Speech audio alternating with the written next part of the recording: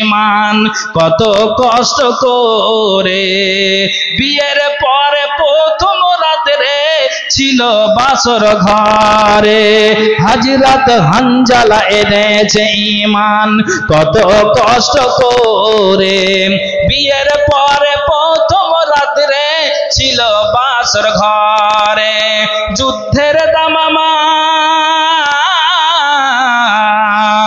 যুদ্ধের দামামা উঠল বেজে, হলো না গোসল করা। দেখো কেমন ঈমান এনেছে নবীর সাহাবারা, সে যুগের সাহাবারা। এবার পড়েন তো সুবহানাল্লাহি ওয়া বিহামদিহি, পড়ুন সুবহানাল্লাহিল আযীম। ভাই রং রস করে কোনো লাভ নেই, দুনিয়া আমাদের সকলকে ছাড়তে হবে। একটা আমি আপনাকে নজির দিচ্ছি, আমাদের মালদাহের কথা বলছি। বিএসএফ এর চাকরি করতো বেচারা, সে গুজরাটে। তো ওখানে তাকে চুপে চুপে নামাজ আদায় করতে হয়।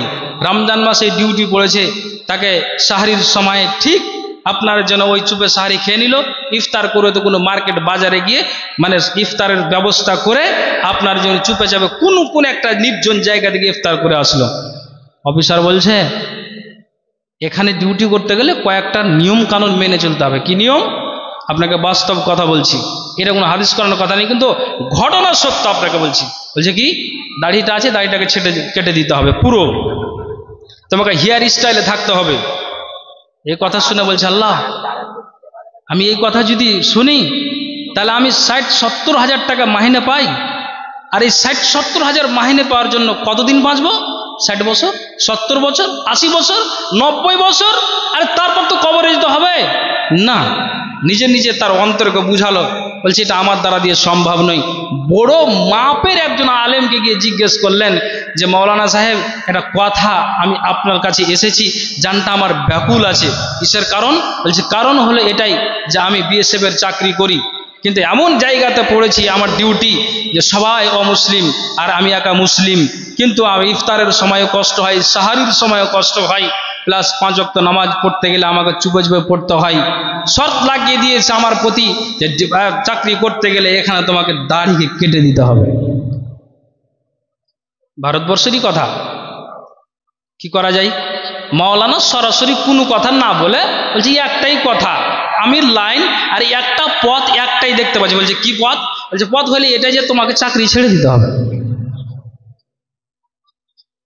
কি বললেন মাওলানা?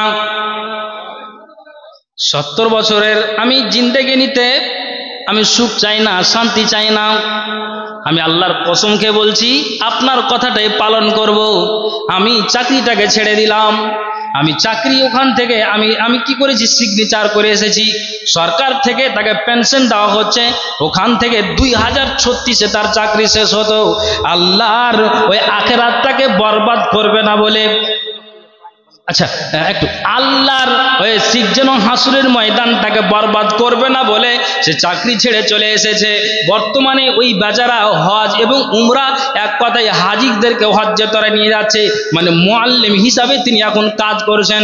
সাক্ষাৎ হলে বলছে মাওলানা আলহামদুলিল্লাহ, এখন সূক্ষ্মভাবে আল্লাহর জিকির আজকার করতে পারছি। আমাকে যদি আরো কিছু ত্যাগ করতে হয় তাহলে আমি ত্যাগ করতে রাজি আছি, কিন্তু আমি এই কিয়ামতের দিনের আখিরাতটাকে বরবাদ করতে চাই না। একবার জোরে বলুন সুবহানাল্লাহ। আল্লাহু আকবার। দুনিয়াতে ভালো মানুষ নাই? আছে। ভাইজান আমি আপনাদেরকে একটু অনুরোধ করব যে সামনে তো জায়গা আছে, আর কমিটি কত সুন্দর করে একটা করেছেন যে ফ্যানের ব্যবস্থা, পাংখার ব্যবস্থা করে দিয়েছেন। বলছে আপনাদেরকে বলছি যে সামনে জায়গা আছে, একটু যাও না জি ভাই, যান একটু যান। আপনাদেরকে বলছি ভাই, যুবক ভাইরা একটু জান তো, এই বক্তব্যের মাঝে একটু ডিস্টার্ব দিন না ভাই, আমাকে মা বোনেরা যারা এলোমেলো হয়ে বসে আছেন একটু সামনে আসুন আর গচ্ছিত ভাবে বসুন। এটা অনুরোধ করে বলছি, একটু সামনে বসুন আর গচ্ছিত হয়ে বসুন। এটা আমি আপনাদেরকে বলছি, মা বোন এলোমেলো হয়ে বসছেন না, এটা বিশৃঙ্খলা দেখা দিবে, এটা খারাপ দেখা দিচ্ছে। অতএব মা বোন একটু আপনারা ছড়িয়ে ছিটিয়ে আছেন, এলোমেলো হয়ে আছেন, অতএব আপনারা নিজের জায়গাটাকে সুন্দরভাবে এলোমেলো হয়ে না থেকে সুন্দরভাবে যতভাবে বসুন। আপনাদের বলছি অনেক জায়গা সামনে আছে, এই জায়গাটাকে পূরণ করুন আর ধীরস্থভাবে বসুন। ভাই আপনাদের বিরক্ত লাগছে নাকি? একটু অসুবিধা হচ্ছে নাকি? মাগিরা ঠিক আছে তো? তো ভাই আমি যেটা বলতে চাইছি আপনাদেরকে যে একটু আল্লাহর ওয়াস্তে মেহেরবানি করে আমরা কতদিন থাকবো দুনিয়াতে।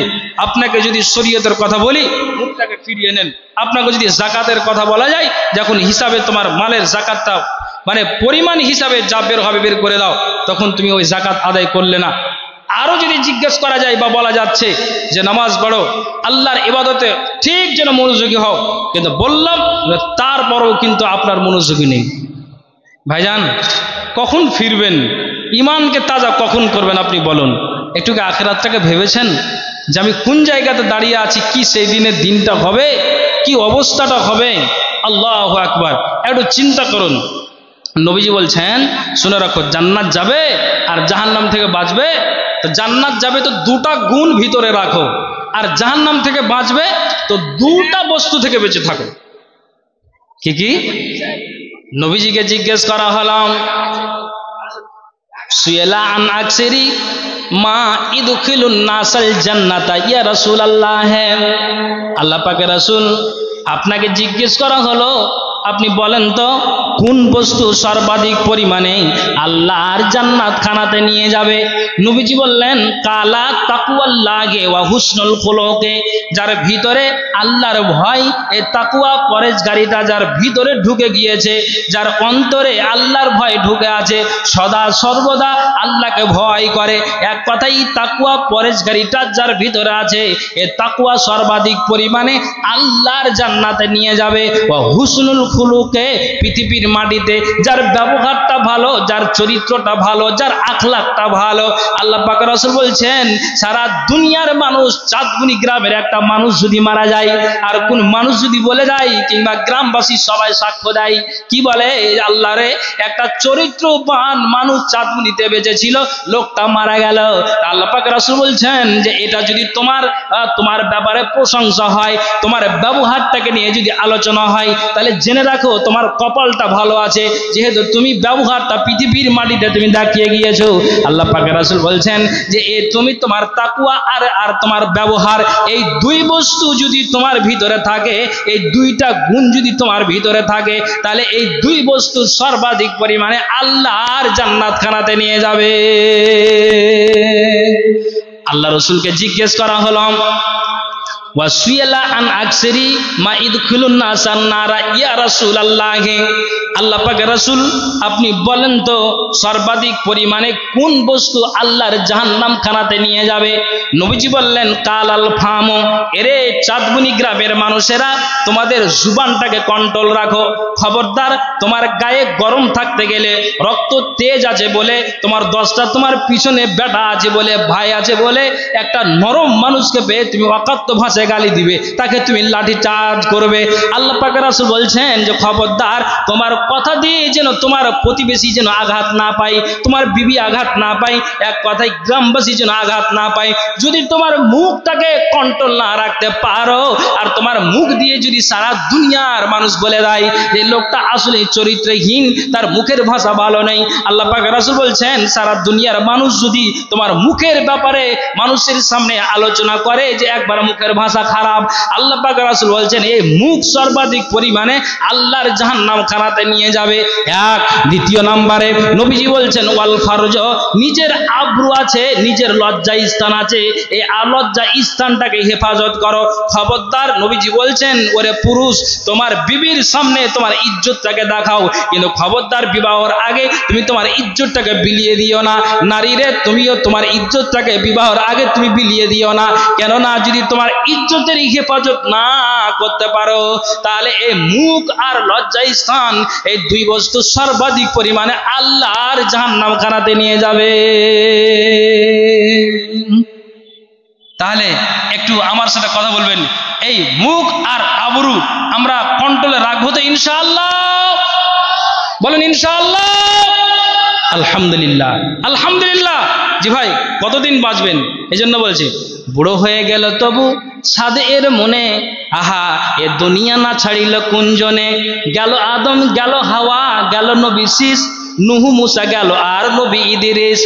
নবী ও রাসূল যদি না থাকে জাহানে, কেমনে থাকিতে চাহো তুমি হে ভুবনে, বহুকেও বাঁচার পণ করিল জীবনে, আহা দুনিয়া না ছাড়িল কুঞ্জনে, লোকমান হাকিম যেন বড় বুদ্ধিমান, ছাড়িয়া চলিয়া গেলেন দুনিয়া জাহান, এই মতো কত শত বড় বুদ্ধিমান, না পারে করিতে পূর্ণ আশা আর মান, এরা যেদিন নহে পেল মরণ নিস্তার, তবে তুমি করো কেন দাবি বারবার, বহু কেউ দাবি করেছিল গে ভুবনে, আহা এ দুনিয়া না ছাড়িল কুঞ্জনে, কারণ সাদ্দাত ছিল বড় নামদার, জোগাড় করিয়াছিল ধনের সম্ভার, জোগাড় করিয়াছিল ধনের সম্ভার, বাঁচার চেষ্টা করেছিল দুই দোরাচার, থাকিল না বাঁচিল না ধনের গরমে, ছাড়িয়া যাইতে হলো নীরব আসনে, তবে তুমি দাবি করো হে কেন বেরাদার, আহা এ দুনিয়া না ছাড়িল কুঞ্জনে। পৃথিবীর মানুষ সবকে ছেড়ে চলে যেতে হবে, কেউ আমরা থাকবো না পৃথিবীর মাটিতে। বলছে কত কঠিন জায়গা, একটু ভেবে দেখেছো কি? পর্দার আড়ালে মা বোন বসে আছেন, একটু ভালো করে শুনবেন, এটা মাদ্রাসার উন্নতি কল্পে জালসা। আমি আপনাকে বলতে চাইছি, হুনাইনের যুদ্ধতে একটা নারী, তার নাম হচ্ছে রুমাইসা, এই রুমাইসা নামক নারী তার স্বামীর পার্শ্বে দাঁড়িয়ে আছে আর খঞ্জর হাতে নিয়ে আছে,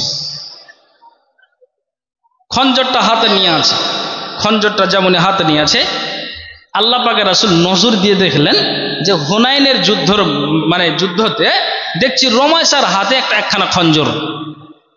তখন আমি নবী মুহাম্মদুর রাসূলুল্লাহ, একটু পড়েন না, সাল্লাল্লাহু আলাইহি ওয়াসাল্লাম, আমি তখন জিজ্ঞেস করলাম রুমাইসাকে, রুমাইসা তোমার মতো একটা নারী, তুমি কেন হাতে খঞ্জরটাকে নিয়ে আছো? রুমাইসা বলছেন, নবীজি গো, আমি এই জন্য খঞ্জরটাকে হাতে নিয়ে আছি, আমি আখিরাতটাকে আমি যেন বরবাদ করতে চাই না।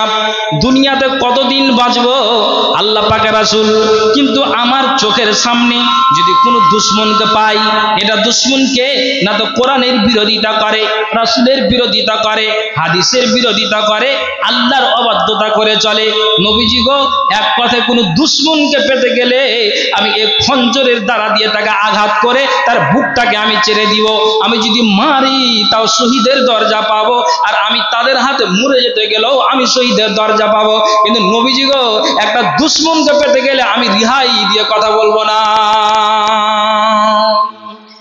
শুধু কিসের জন্য? আখিরাতকে বরবাদ করবে না তার জন্য। ভাইজান, তা আমরা যে দিন আর রাত চলি কিসের জন্য? আমি ইবাদত হটকারি করি। আল্লাহ তাআলা কি বললেন? সায়াদখুলুনা জাহান্নামা দাখিরিন। আল্লাহ তাআলা বলে দিলেন, শুনো, এইভাবে যদি হটকারি করে চলো তাহলে জেনে নিতে হবে যে তোমাকে বেইজ্জতের সঙ্গে আল্লাহ জাহান্নাম খানাতে নিক্ষেপ হতে হবে। পৃথিবীর মানুষ একটু চিন্তা করে দেখুন, ভাবনা করে দেখুন যে আজ আছি কাল আমাকে আর আপনাকে দুনিয়া ছাড়তে হবে। মাথায় এগুলো চিন্তা ভাবনা করে দিন আর রাত আপনি কাটান কেন? আল্লাহ রাসূল সাল্লাল্লাহু আলাইহি ওয়াসাল্লাম তিনি একদিন আব্দুল্লাহ ইবনে সিখর তিনি বলছেন যে আমি আতাইতু রাসূলুল্লাহ সাল্লাল্লাহু আলাইহি ওয়াসাল্লাম, আমি আব্দুল্লাহ ইবনে সিখর বলছেন যে আমি আল্লাহ রসুলের কাছে আসলাম, এই মতো অবস্থায় দেখছি যে নবীজি ওহুয়া ইউসাল্লি, নবীজি নামাজ পড়ছেন। তা নবীজি যখন নামাজ পড়ছেন তখন আমি কিছুটা নবীর কাছ থেকে একটু দূরে সরলাম, দূরে দাঁড়ালাম, একটু কিছুটা দূরে সরে আমি দাঁড়ালাম। আব্দুল্লাহ ইবনে সিখর বলছেন যে আমি কিছুটা দূরে নবীজির কাছ থেকে আছি, নবীজির পেট থেকে যেমন মা বোনেরা ভাত রান্না করতে গেলে ওই পানিটা, ভাতের পানিটা কেমন টকবাক করে ফুটে, তেমনি যেন আব্দুল্লাহ ইবনে সিখর বলছেন যে নবীজি নামাজরত অবস্থায় আছেন আর নবীজির পেট থেকে শো শো শব্দ, আপনার ফুটন্ত পানির মতো আওয়াজ হচ্ছে। কিসের জন্য? না তো এটা আল্লাহর ভয়ে নবীজির পেট থেকে শো শো শব্দ বের হচ্ছে। আমি আপনাকে বলি, যার জীবনের অগ্রপশ্চাৎ গুনাহকে আল্লাহ তাআলা মোচন করে দিয়েছেন, তারপর যদি তার পেট থেকে এইরকম আওয়াজ হয় আল্লাহর ভয়ে, তাহলে এরে গুনাহগার, এরে পাপিষ্টি বান্দা, কখন আমার আর আপনার মগজে আসবে আল্লাহ দুনিয়া ছাড়তে হবে, আমাদের হিসাবের কাঠগড়াতে দাঁড় হতে হবে, তাহলে আমার আর আপনার কখন ভাবনাটা আসবে? চিন্তা করো, চিন্তা করো, চিন্তা করো। হযরত ওমর তিনি নিজেই বলছেন, যেমন আপনাকে আমি উপমা দিয়ে বুঝাই, নতুন আপনার ছেলে জামাই হয়ে বিয়ে করতে গেল, সেদিন বৌমার আপনার নতুন তার নাকে নাক ফুল দিল, কানের দুল দিল, হাতে আপনার দুটো পলা দিল, পায়ের পাতা দিল, নতুন সায়া শাড়ি দিল, ব্লাউজ দিল, এক কথায় সুন্দর করে আপনার ওই বৌমাটাকে সাজিয়ে আপনার বাড়িতে নিয়ে আসা হচ্ছে। তো সারা শরীরটা কিভাবে সাজানো আছে? না তো গয়না দিয়ে সাজানো